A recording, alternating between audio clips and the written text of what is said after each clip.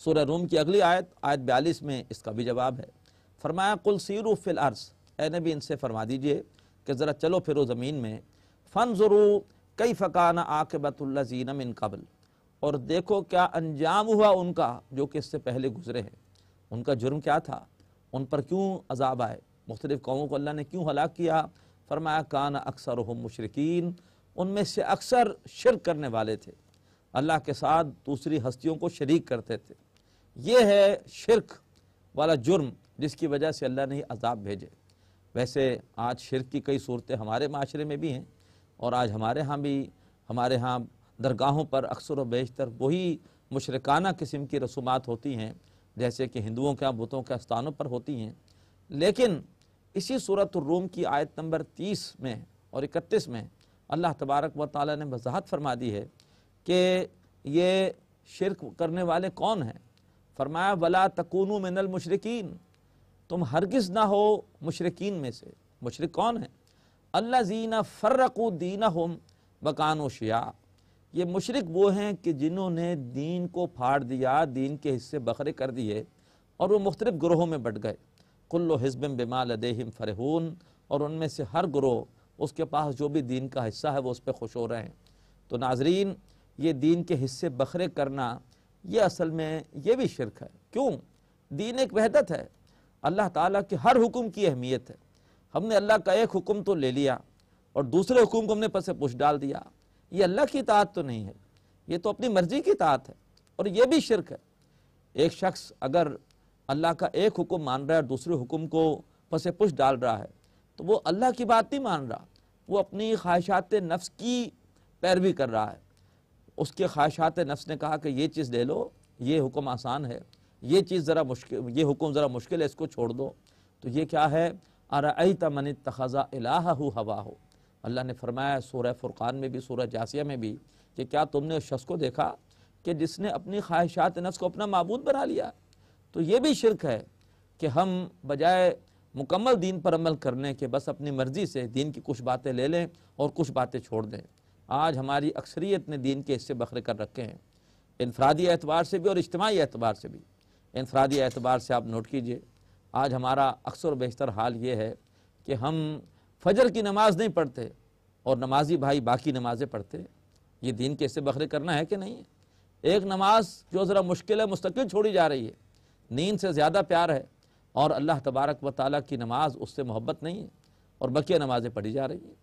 پھر بہت سارے بھائی ہیں جمعے کی نماز پڑھتے ہیں لیکن جو 5 وقتہ نماز ہے وہ پڑھتے نہیں ہیں۔ رمضان میں باقاعدگی سے نمازیں پڑھتے ہیں لیکن رمضان کے علاوہ نمازیں نہیں پڑھتے۔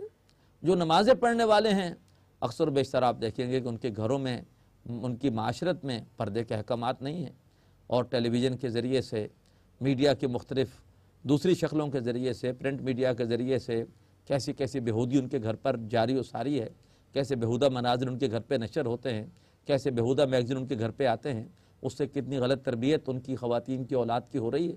اسی طریقے پر اکثر و بیشتر لوگوں کے پھر معاملات ٹھیک نہیں ہیں، معاملات کے اندر اکثر و بیشتر حلال و حرام کی تمیز نہیں ہے، شادی بیاہ کے موقع پر اللہ کو بھول جاتے ہیں اور ہر قسم کی غیر شرعی رسومات کر رہے ہوتے ہیں، غمی کے موقع پر نہیں دیکھتے کہ سنت سے کیا چیز ثابت ہے، اور بہت سارے بدعات میں ملوث ہوتے ہیں۔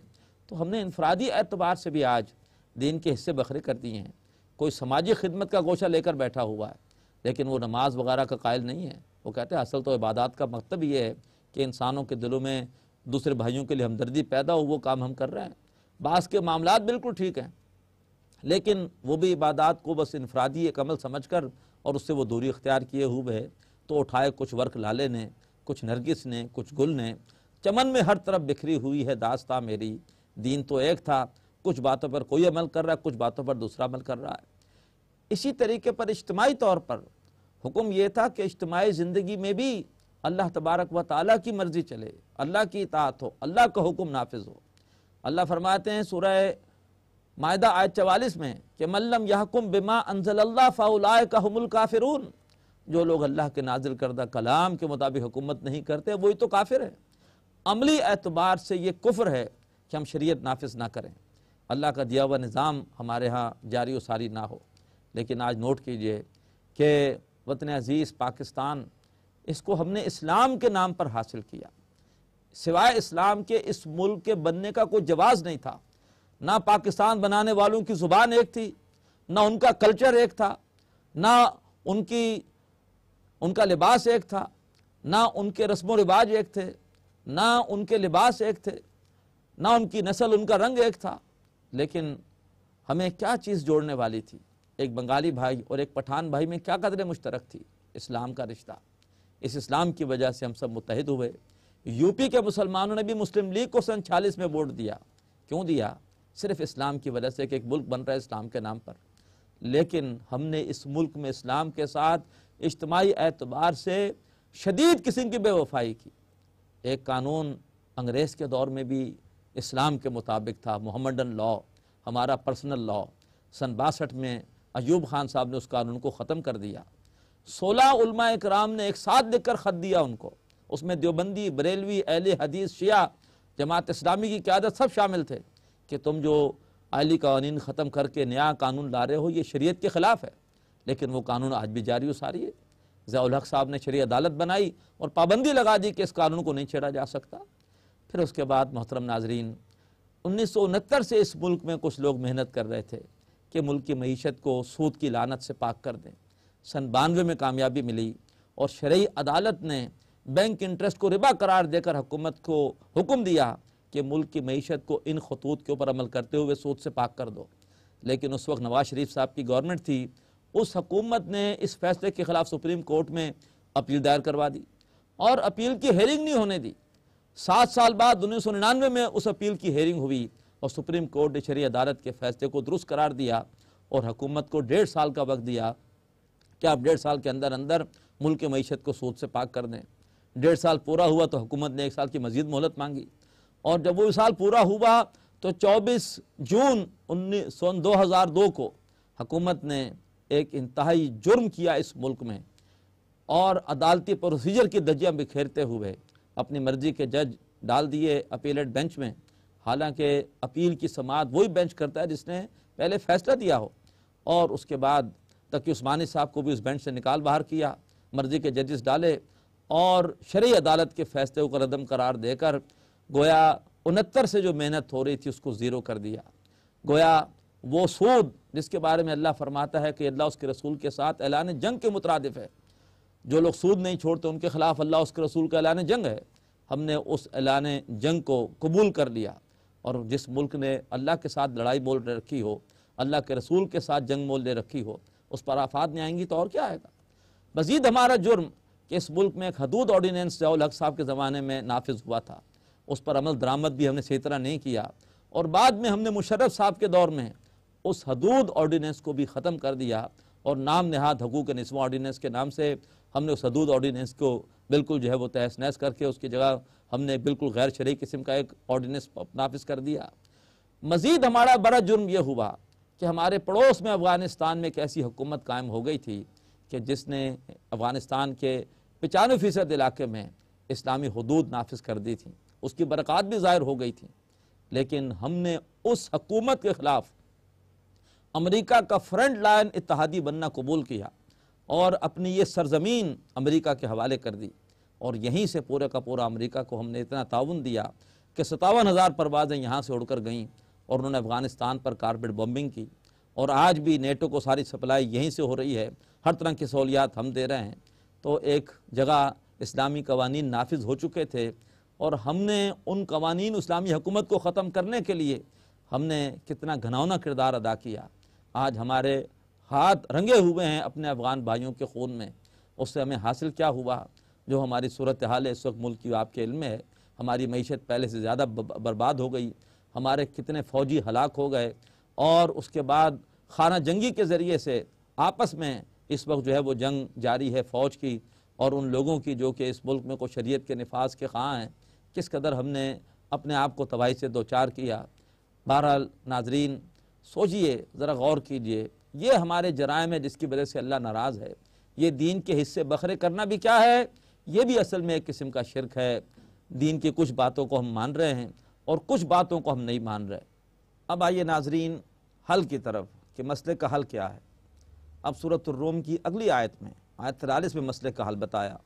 فرمایا فَأَقِمْ وَجْهَكَ لِلدِّينِ الْقَيِّمِ، اپنے چہرے کو بالکل سیدھا کر لو خالص دین کے لیے، الدین القیم کے لیے، من قبل ان یاتی یوم لا مرد لہ من اللہ، اس سے پہلے کہ وہ دن آ جائے کہ جس کو اللہ کے سامنے پھیرا نہ جا سکے۔ یومئذ یصدعون، اس روز تمام لوگ گروہوں میں تقسیم ہو جائیں گے۔ یہ دین قیم کیا ہے؟ سورہ بینہ ہمیں بتاتی ہے کہ دین قیم کیا ہے۔ سورہ بینہ کی آیت 5 میں فرمایا وَمَا أُمِرُوا إِلَّا لِيَعْبُدُوا اللَّهَ مُخْلِصِينَ لَهُ الدِّينَ حُنَفَاءَ وَيُقِيمُوا الصَّلَاةَ وَيُؤْتُوا الزَّكَاةَ وَذَلِكَ دِينُ الْقَيِّمَةِ، انہیں اور کسی بات کا حکم نہیں دیا گیا مگر یہ ہے کہ اللہ کی بندگی کریں، غلامی کریں، اپنی اطاعت کو اس کے لیے خالص کرتے ہوئے بالکل یکسو ہو کر نماز قائم کریں، زکوٰۃ دیں، اور یہ ہے دین قیم، یہ ہے خالص دین۔ محترم ناظرین، ہماری نجات اس میں ہے کہ ہم خالص دین پر عمل کریں، یعنی اللہ کی غلامی، اللہ کی بندگی کریں، اللہ کی عبادت کریں۔ عبادت کا مفہوم صرف عبادات نہیں ہے بلکہ ذوق و شوق سے زندگی کے ہر معاملے میں اللہ کی اطاعت کریں۔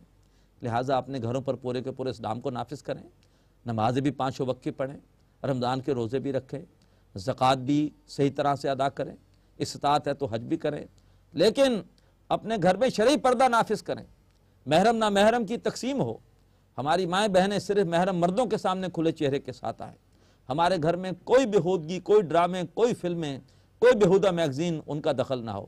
اسی طریقے پر ہمارے شادی بیاہ میں صرف وہ کام ہو جو سنت سے ثابت ہیں، ہماری غمی کے موقع پر کوئی بدعت نہ ہو، ہماری معیشت میں حرام کا ایک عنصر، ایک پائی بھی شامل نہ ہو۔ اسی طریقے پر ہم اجتماعی طور پر بھی اللہ تبارک و تعالیٰ کے دین کے غلبے کی کوشش کریں۔ دین کا غلبہ یہ فرداً میری کوشش سے آپ کی کوشش سے نہیں ہو سکتا، اس کے لیے کسی دینی جماعت میں شامل ہوں، جس جماعت پر بھی اعتماد ہو کہ صحیح طریقے پر کام کر رہی ہے، اور اس کے بعد ہم اپنی سے پوری کوشش کریں کہ ہر جگہ پر اللہ تعالیٰ کی بڑائی نافذ ہو جائے۔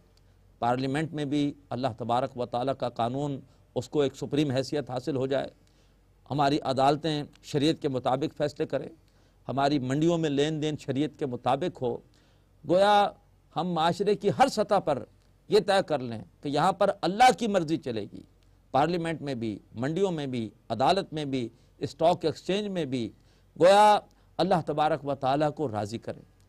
فرض کیجئے کہ ہم اپنے ذاتی اختیار میں تو اللہ کے دین پر مکمل عمل کرتے ہیں، لیکن اجتماعی طور پر ہماری جد و جہد کامیاب نہیں ہوتی، تب بھی اگر ہم کسی آفت سے ہلاک ہو گئے تو کم از کم ہماری آخرت سنور جائے گی۔ لیکن اگر اللہ تبارک و تعالی مسلمانوں کی بڑی تعداد کو اپنی طرف رجوع کی توفیق دے اور وہ کوشش کریں اللہ کے دین کے غلبے کے لیے اپنا مال اور جان لگائیں، اور اللہ کرے کہ اللہ کا دین غالب ہو جائے، تو پھر دنیا کے اندر بھی ایک ہمیں نور اور امن و امان اور عدل نظر آئے گا، اور آخرت بھی ہماری سنور جائے گی۔ لیکن اگر خدا نہ خواستہ ناظرین ہم نے اگر ان آفات کا نوٹس نہیں لیا تو دنیا کے اندر تو مصیبتیں ہیں ہی ہیں، ہماری آخرت بھی خراب ہو جائے گی۔ نوٹ کیجئے، یہ آفتیں نہیں رکیں گی جب تک کہ ہم اللہ تبارک و تعالیٰ کے احکامات پر عمل نہیں کرتے۔ انفرادی اعتبار سے بھی پورے دین پر عمل کریں، اور اجتماعی طور پر اللہ کے دین کے غلبے کے لیے تن من دھن لگا دیں، اور اس کے لیے کسی اجتماعی جد و جہد کے اندر شریک ہو جائیں۔ فرمایا فَأَقِمْ وَجْهَكَ لِلدِّينِ الْقَيِّمِ من قبل ان یاتی یوم لا مرد لہ من اللہ، اپنے چہرے کو بالکل سیدھا کر لو خالص دین کے لیے، اس سے پہلے کہ وہ دن آئے جس سے اللہ کے سامنے پھیرا نہ جا سکے۔ یومئذ یصدعون، اس روز لوگ گروہ میں تقسیم ہو جائیں گے۔ من کفر فعلیہ کفر، جس نے کفر کیا اس کا وبال اسی پر پڑے گا۔ کفر سے مراد صرف یہ نہیں ہے کہ آدمی غیر